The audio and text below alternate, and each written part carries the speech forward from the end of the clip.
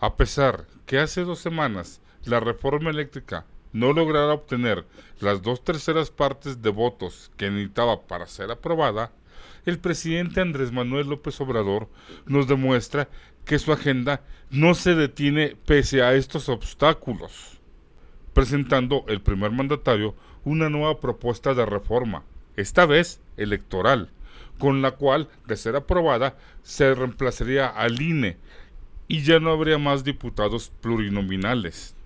Está de sobra de decir que las críticas y los ataques por parte de la oposición y del mismo INE no se han hecho esperar, con argumentos como que todo es parte de un malévolo plan para asegurar que la 4T y Morena continúen en el poder, que es un ataque directo a nuestra democracia, la cual nos ha costado más de 30 años establecer, que hay que defender al INE a capa y espada, que permitir que esta reforma se apruebe sería un retroceso enorme en lo que se ha logrado.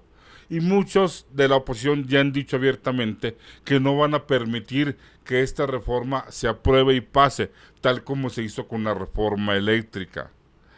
En realidad, esto es un malévolo y estructurado plan por parte del presidente, como ellos tratan de hacerlo ver, o simplemente siguen desesperados por recuperar el poder, que cada día van perdiendo más y más.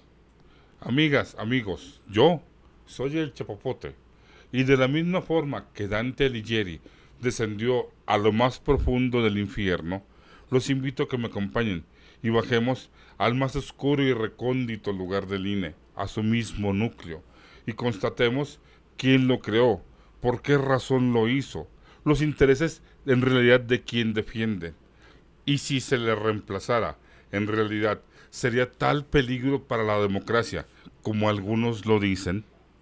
Todos hemos oído y conocemos esa palabra, la usamos con frecuencia, la hemos exigido, la buscamos, intuimos que es algo bueno, algo importante, algo por lo que las personas han estado dispuestas a luchar. Pero en realidad, ¿sabemos qué es la democracia? Del latín democratia. Es una manera de organización social que atribuye la titularidad del poder a la ciudadanía.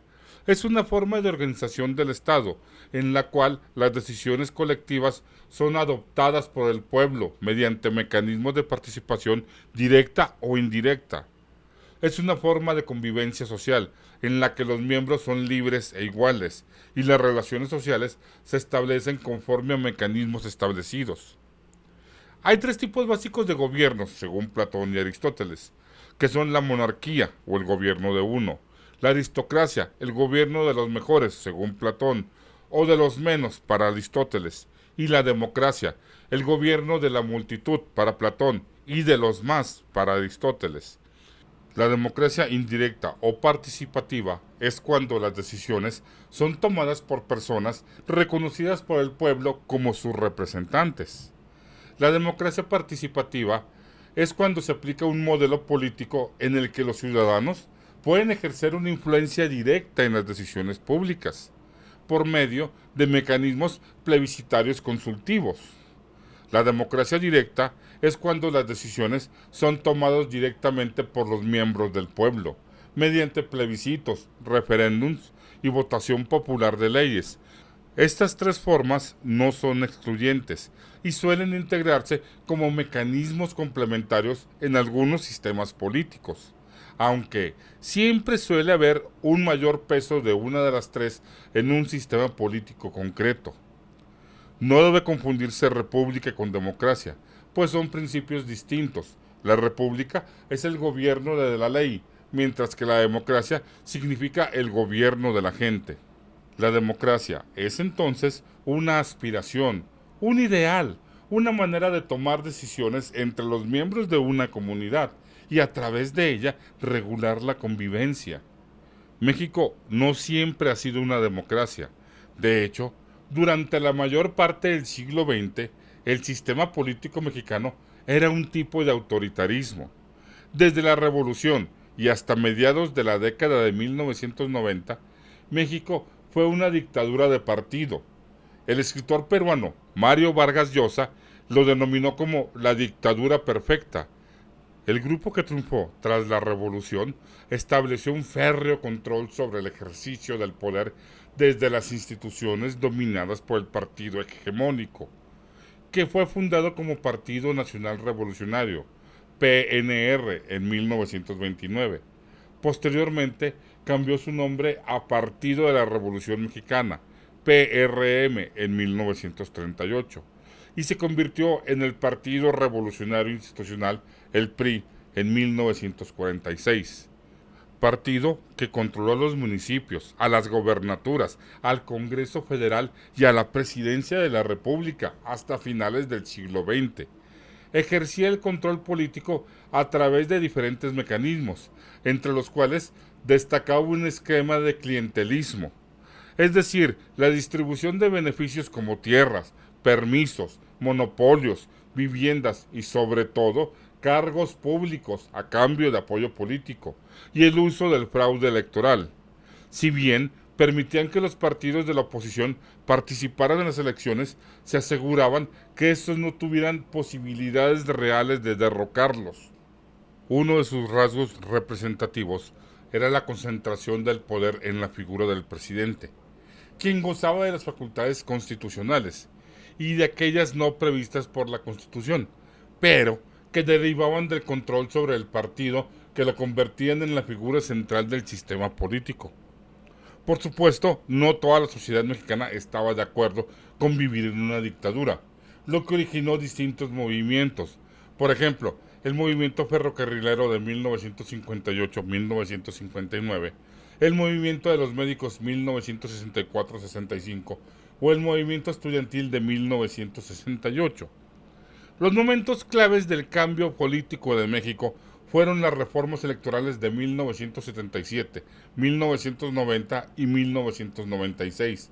La primera de ellas se dio por un contexto muy particular, ya que un año antes, en 1976, en la elección presidencial fue postulado un solo candidato, respaldado por el PRI.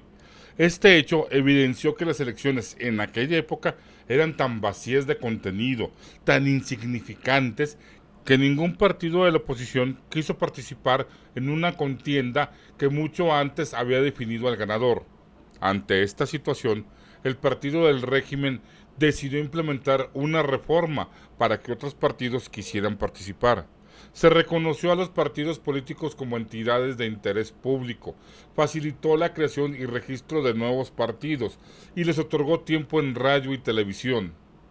Para 1988 el pueblo ya estaba muy cansado, muy decepcionado del partido en el poder.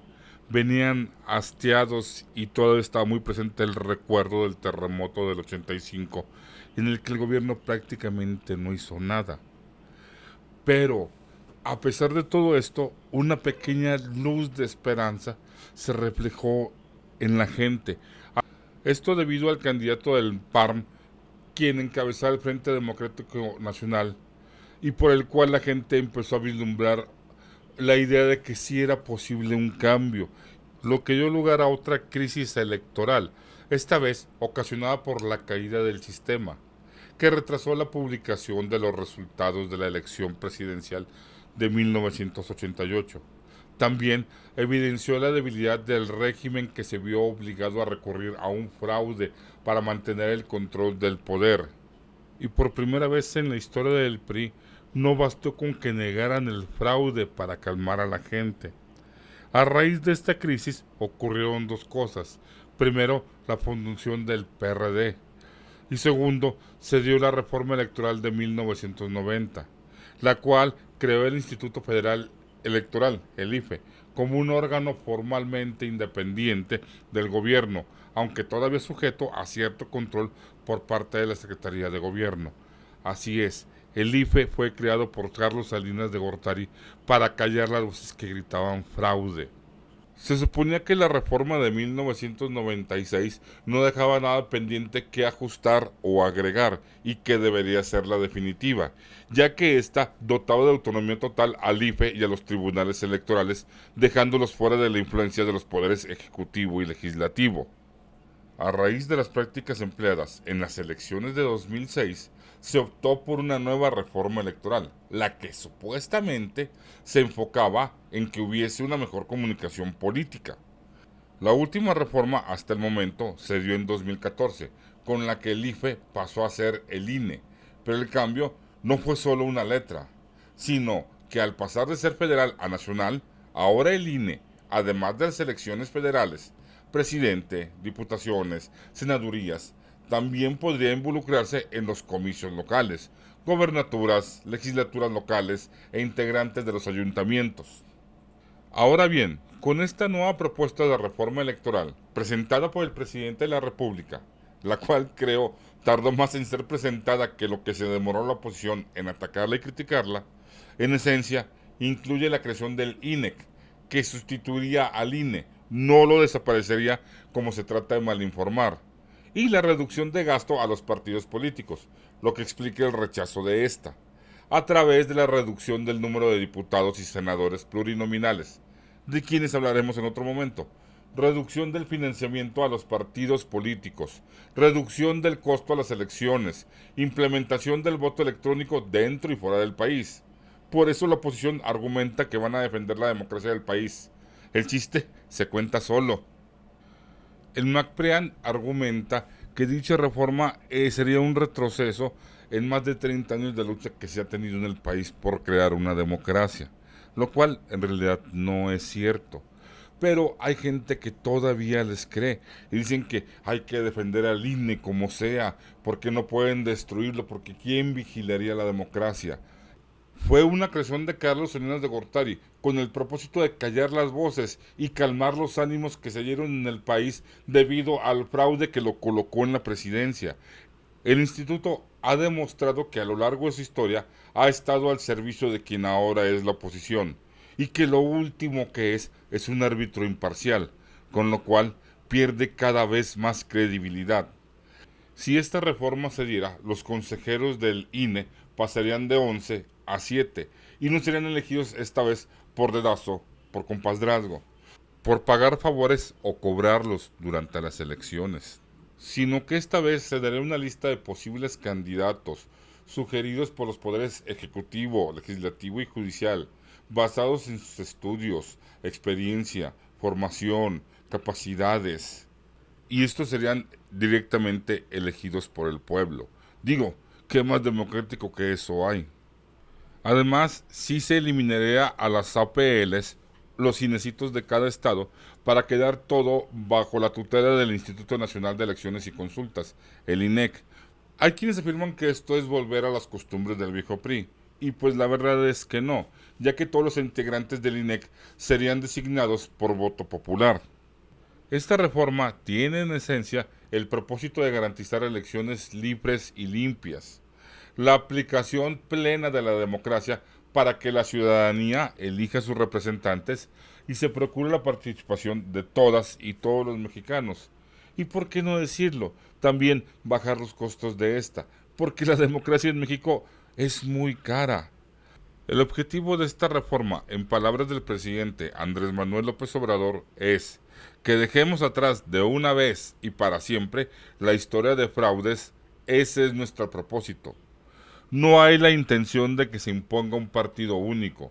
Lo que queremos es que haya una auténtica democracia en el país, que se termine con los fraudes electorales, que sea el pueblo el que elija libremente a sus representantes.